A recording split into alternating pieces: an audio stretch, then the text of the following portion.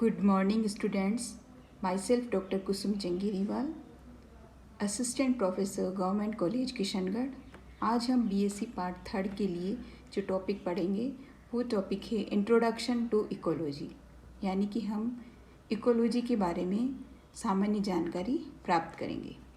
The meaning of word ecology was given by German biologist Haeckel in 1869। Ecology word का meaning सबसे पहले German biologist हैकल ने 1869 में दिया था और रीटर ने सबसे पहले 1868 में इस इकोलॉजी वर्ड को प्रोड्यूस किया था, प्रपोज किया था। The word ecology is derived from Greek word oikos meaning house, habitat of ecology या habitat to ecology. Ecology word जो आया है ग्रीक वर्ड ओकियोस से आया है और ओकियोस का मतलब है हाउस, मतलब कि जो भी पॉपुलेशन है वो पॉपुलेशन अपने हाउस में, जिस हाउस में रहती है, जिस कंडीशन में रहती है, जिस एनवायरनमेंट में रहती है, उस एनवायरनमेंट को या उस हैबिटाट की स्टडी को इकोलॉजी कहा गया है।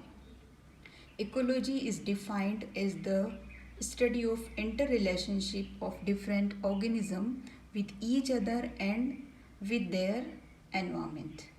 इकोलॉजी की अगर हम परिभाषा दें तो इकोलॉजी की परिभाषा क्या होगी कि इकोलॉजी उसे कहते हैं जिसमें कि जितने भी लिविंग ऑर्गेनिजम्स हैं वो आपस में एक दूसरे के प्रति और एनवायरनमेंट के प्रति जो भी इंटर रिलेशनशिप करते हैं, जो भी अन्योन्य क्रिया करते हैं, यह जो उन दोनों के बीच में अन्योन्य क्रिया है या इंटर रिलेशनशिप है, यह रिलेशनशिप इकोलॉजी कहलाती है।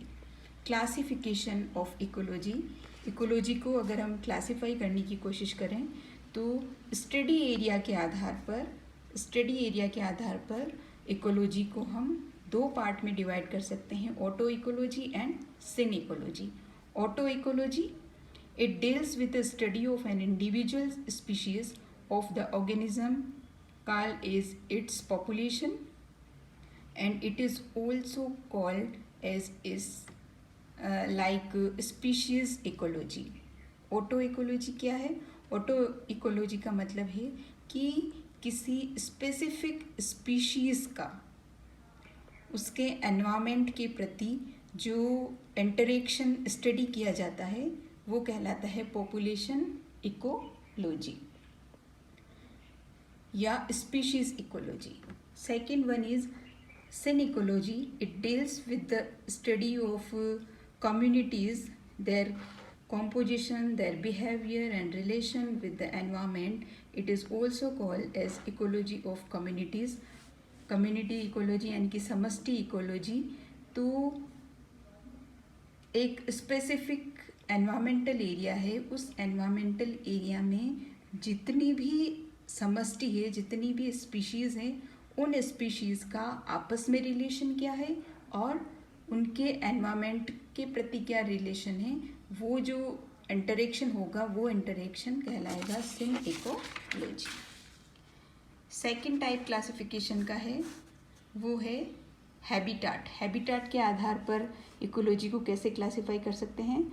First one is marine water ecology and second one is fresh water ecology.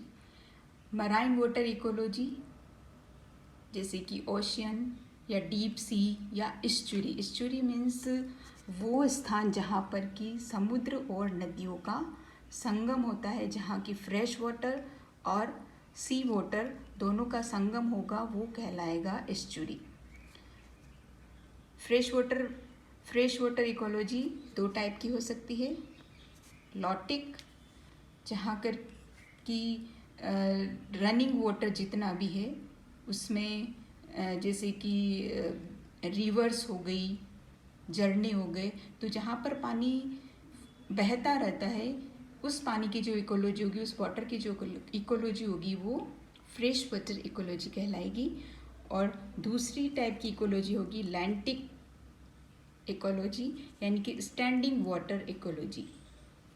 ठहरे हुए पानी में जो इकोलॉजी होगी, ठहरे हुए जल के अंदर उस स्थान की जो इकोलॉजी होगी वो कहलाएगी स्टैंडिंग वाटर या लैंटिक टाइप की इकोलॉजी, जैसे कि तालाब या झीलें, ये सारी। टेरेस्ट्रियल इकोलॉजी, टेरेस्ट्रियल या स्थलीय इकोलॉजी क्या है?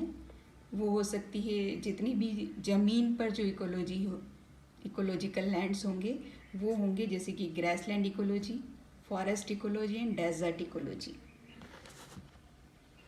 नंबर 4 पर इकोलॉजी को हम बांट सकते हैं based on advancement in the field of ecology. Ecology के एडवांस फील्ड कौन कौन से हैं? तो इकोलॉजी के एडवांस फील्ड बहुत सारे हो सकते हैं, जैसे कि productive ecology, population ecology, community ecology, ecosystem ecology, microbial ecology, radiation ecology, population ecology and space ecology. तो ये जो सारी स्पेसिफिक टाइप की, स्पेसिफिक फील्ड टाइप की जो इकोसिस्टम्स हैं या इकोलॉजी हैं, इनके बारे में हम आगे विस्तार से पढ़ेंगे। What is ecosystem? Ecosystem क्या है? The term ecosystem was first proposed by A.G. Tansley in 1935. A.G. Tansley ने सबसे पहले इकोसिस्टम वर्ड प्रपोज किया था। He derived it as the system resulting from the interaction of all the living and non-living factors of the environment. Tansley ने कहा था कि environment के अंदर जितने भी लिविंग और नॉन लिविंग फैक्टर्स हैं, बायोटिक और एबायोटिक फैक्टर्स हैं, उन फैक्टर्स का आपस में इंटरेक्शन जो है वही कहलाएगा ecosystem. An ecosystem consists of the biological community that occurs in some locally and the physical and chemical factors that make up its non-living or abiotic environment like pond, a forest, a grassland.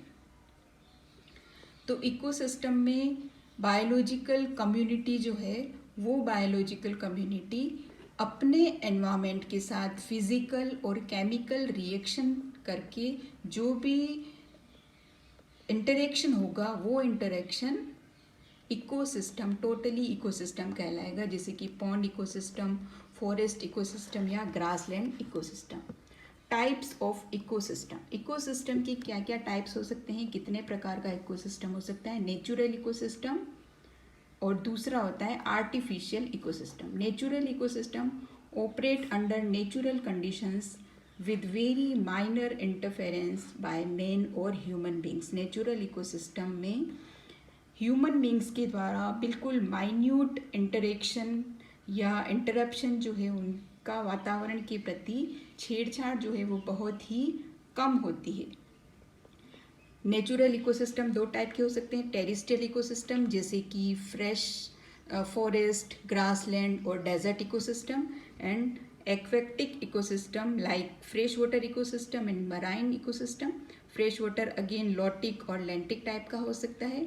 Lotic में springs और streams आ जाते हैं जो कि बहते हुए पानी होगा, और लैंटिक में ठहरा हुआ जल जैसे कि lake and pond. Marine water ecosystem sea, समुद्र और एस्चुरी यानी कि पानी का जो संगम है, समुद्र का जो संगम है वो कहलाएगा estuary.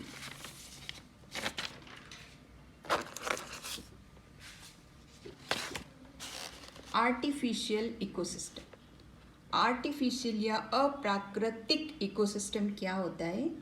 These are mentioned artificially by man whereby addition of energy and plant manipulation natural balance is disturbed like cropland ecosystem। तो आर्टिफिशियल या अप्राकृतिक इकोसिस्टम कौन सा इकोसिस्टम हो गया? जिस इकोसिस्टम में या एनवायरनमेंट के अंदर मनुष्यों के द्वारा जो इंटरेक्शन किया जाता है, मनुष्यों के द्वारा मैनिपुलेशन होगा और इस मैनिपुलेशन से उस इकोसिस्टम का जो नेचुरल बैलेंस है वो बिगड़ जाएगा।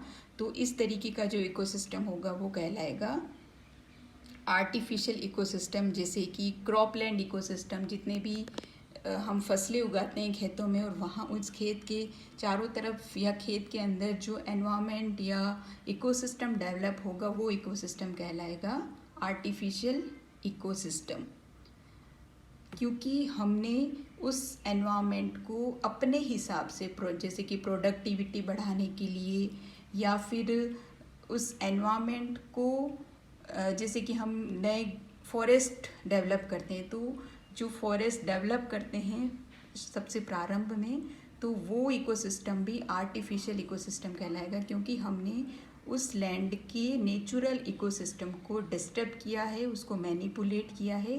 तो इस तरीके से दो टाइप के इकोसिस्टम हो गए, artificial ecosystem and natural ecosystem. That's all, thank you.